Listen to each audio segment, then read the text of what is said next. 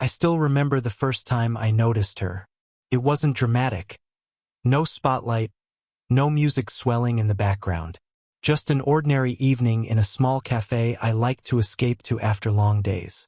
But somehow, she managed to make the ordinary feel unforgettable. She was sitting by the window, a half-read book open in front of her. The late sunlight streamed through the glass, catching the faint strands of silver in her dark hair, turning them almost golden. There was something striking about the way she held herself, not trying to draw attention, yet impossible not to notice. She had that quiet sort of elegance, the kind you don't really see until you stop and look. I found myself doing exactly that, looking, watching how she absent-mindedly traced the edge of her cup with her fingertip, how her eyes drifted between the page and the street outside as if her thoughts were far away. She looked both present and distant, grounded yet untouchable. When the barista called my name for my drink, I nearly jumped. I hadn't realized I'd been staring. I felt a little embarrassed, like I'd been caught doing something I shouldn't. But when I glanced back, she hadn't noticed me at all. Or at least she pretended not to. I took a seat a few tables away. I tried to focus on my own coffee, my own notebook, but my attention kept drifting. Every so often, I'd catch myself listening for the soft sound of her turning a page, or noticing the way she shifted in her chair, stretching her shoulders like someone carrying more than just physical weight. What struck me most wasn't just her appearance, though she was beautiful in a way that didn't try to be. It was the atmosphere she carried. The air felt calmer around her, like she slowed everything down just by being there. There was also something else, something unspoken but tangible. A faint weariness in her eyes. Not sadness exactly, but the kind of tiredness that comes from having lived enough to know both the sweetness and the heaviness of life. And somehow that made her presence even more magnetic. I couldn't explain it, even to myself. I just knew I wanted to understand her, to know what made her sit there alone with that unread book, staring at the world like she was searching for something she couldn't name. That night I didn't speak to her. I only carried the memory of that first glimpse with me, like a photograph burned into the back of my mind. The way the light touched her face, the quiet strength in her posture, the small, almost imperceptible sigh she let out as she closed her book and gathered her things. It was nothing, really, just an ordinary evening. But it was also the beginning of something I couldn't yet see. Because sometimes, the moments that change us don't announce themselves at all. They simply begin with a glance, and stay with us forever. The second time I saw her, I promised myself I wouldn't just sit there quietly. The memory of that first evening had stayed with me longer than I expected, and when I walked into the same cafe a few days later, there she was again, at the same table by the window, the same half-read book in front of her. I ordered my coffee, and instead of choosing a table at a safe distance, I sat a little closer this time, close enough to notice the details I'd missed before.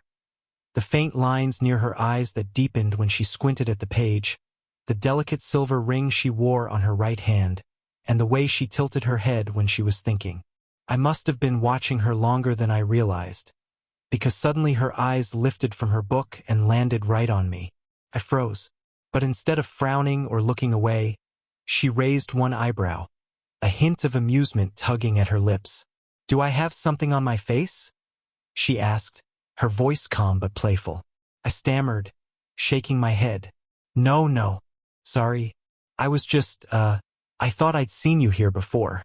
She gave a soft laugh, low and warm, like the kind that stays in the air a moment longer than it should. "That's because you have. You were here the other night, weren't you?" I nodded, suddenly relieved she remembered. "Yeah, I guess we're both creatures of habit. Or maybe," she said, closing her book and leaning slightly forward, "we both just like good coffee." That was how the conversation began, simple, casual. But the longer we talked, the more I felt something shifting beneath the surface. Her humor had this sharpness to it, a quick wit that caught me off guard more than once. But there was also warmth and openness that drew me in. She asked me about my notebook, the one I always carried but rarely showed anyone. I hesitated, then admitted I liked to write. Not anything serious, just reflections, small stories about life. She listened as though every word mattered, her chin resting on her hand, her eyes steady on mine. In return, she shared small pieces of herself. She told me about her work, the way it drained her sometimes but also gave her a sense of purpose. She mentioned how she used to read voraciously, but now struggled to finish even a single book. "Funny, isn't it?" she said softly. "When you're younger, you rush through stories. Then you get older, and suddenly every page feels heavier." Her words stayed with me, even after she smiled and brushed them off like they weren't important. The cafe around us faded into background noise, the hiss of the espresso machine, the clink of cups, the murmur of other conversations. What I remember most is how her laughter made me feel, how her voice lingered even after she'd stopped speaking, and how I caught myself leaning forward without realizing it. That evening, when we finally said goodbye, it felt too soon. Our talk had been nothing extraordinary, just small exchanges between two people. Yet when I walked out into the night air, I realized it wasn't the coffee that kept me coming back to that cafe. It was her. It happened on a rainy afternoon, the kind where the sky stays heavy and gray, and the air smells faintly of wet earth and coffee. The cafe was quieter than usual, half empty, the windows streaked with water that blurred the view of the street outside. She was already there when I arrived, her book open but unread, her gaze lost somewhere beyond the glass. When she noticed me, she offered a small smile, the kind that wasn't practiced or polite, just real. I walked over, and this time, instead of hesitating, I asked if I could join her. She gestured toward the empty chair across from her with a graceful flick of her hand, as though she'd been expecting me. We talked the way we had before, slipping between casual topics and deeper ones without even trying. There was something easy about our rhythm, something that made time feel different when I was with her. And yet, underneath it all, there was a tension I couldn't quite name, a quiet awareness that our connection was becoming something more than just conversation. At one point, while she was describing a place she'd traveled to years ago, I found myself smiling. Not the polite kind of smile you give when someone tells a story, but something softer, unguarded. I didn't even realize I was doing it until she suddenly stopped mid-sentence, tilted her head, and narrowed her eyes at me. "Why are you smiling like that?" she asked, her tone half teasing, half curious. For a moment, I considered playing it off with a joke, but something inside me resisted. I didn't want to hide what I felt, not this time. So I just said it, simple, honest, almost too vulnerable. "Because you're here." Her expression shifted instantly. The amusement faded, replaced by something else. Surprise, maybe, or hesitation. Her lips parted as if she wanted to reply, but no words came. She just looked at me, her eyes searching mine like she wasn't sure whether to believe me or protect herself from the weight of what I'd said. The silence that followed wasn't uncomfortable. It was charged, alive, as though the air between us had thickened. I could hear the rain tapping against the glass, the hum of the espresso machine behind us, even the faint shuffle of someone turning a page at another table. Everything felt sharper, clearer, like the world was holding its breath. Finally, she leaned back in her chair, letting out a quiet breath that almost sounded like a laugh. But there was no humor in her eyes. Instead, there was something softer, a kind of vulnerability that hadn't been there before. "You're too young to say things like that," she murmured, her voice low, almost to herself. "Maybe," I admitted, keeping my gaze steady on hers. "But it doesn't make it less true." She didn't answer right away.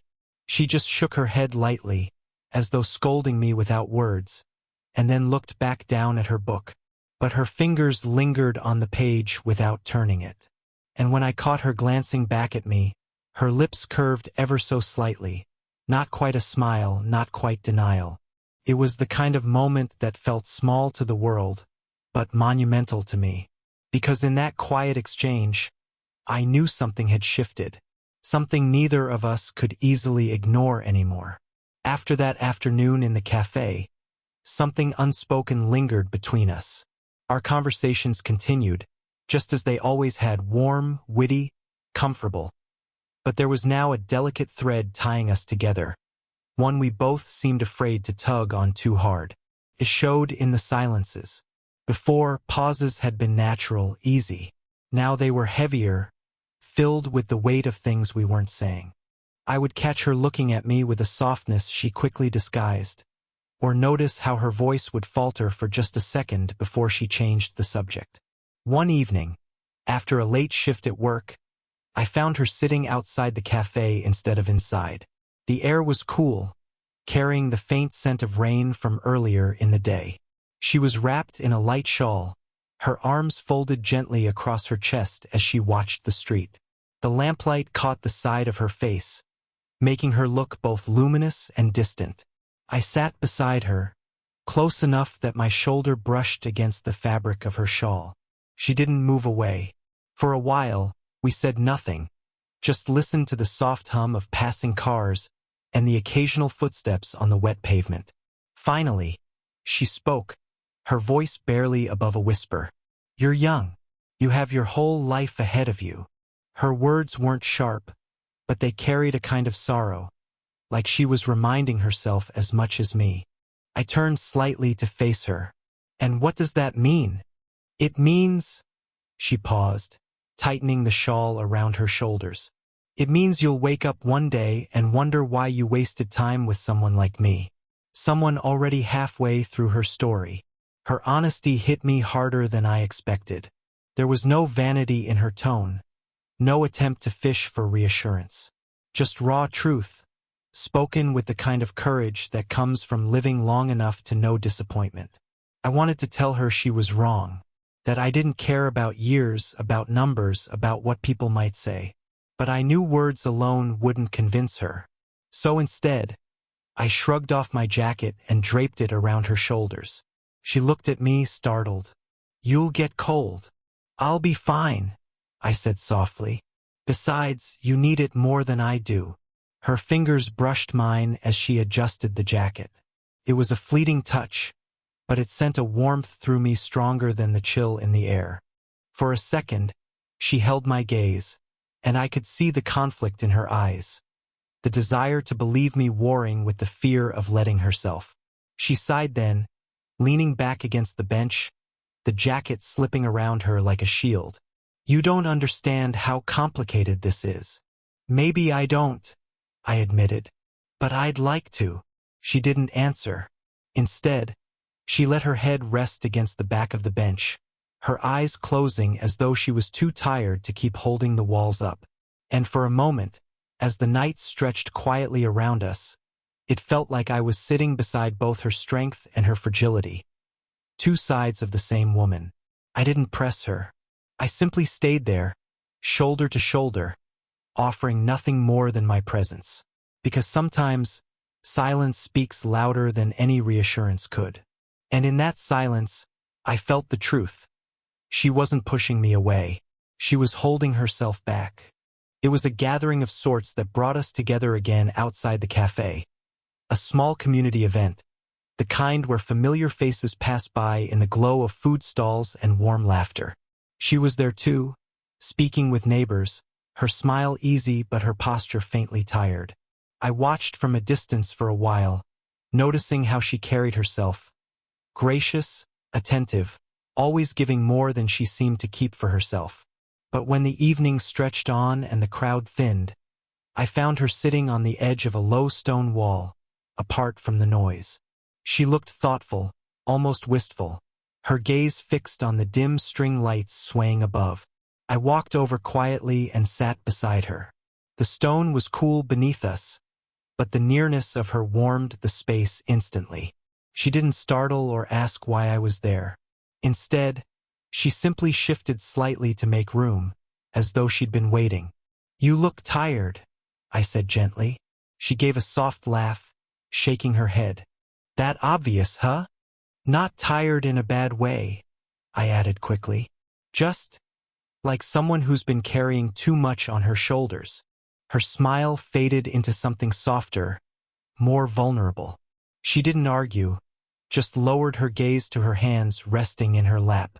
I wanted to reach for them, but I hesitated, afraid of breaking the fragile stillness that hung between us. So I settled for sitting close enough that my shoulder brushed hers. It was the smallest touch, but it shifted the air between us. She didn't pull away. In fact, after a moment, I felt her lean ever so slightly against me, as though she'd allowed herself a brief moment of rest. We sat there in silence, the faint hum of distant voices wrapping around us like background music. I could feel the weight of her leaning, not heavy, but grounding, the kind of touch that says more than words could. At one point, a breeze stirred the night air, lifting strands of her hair across her face.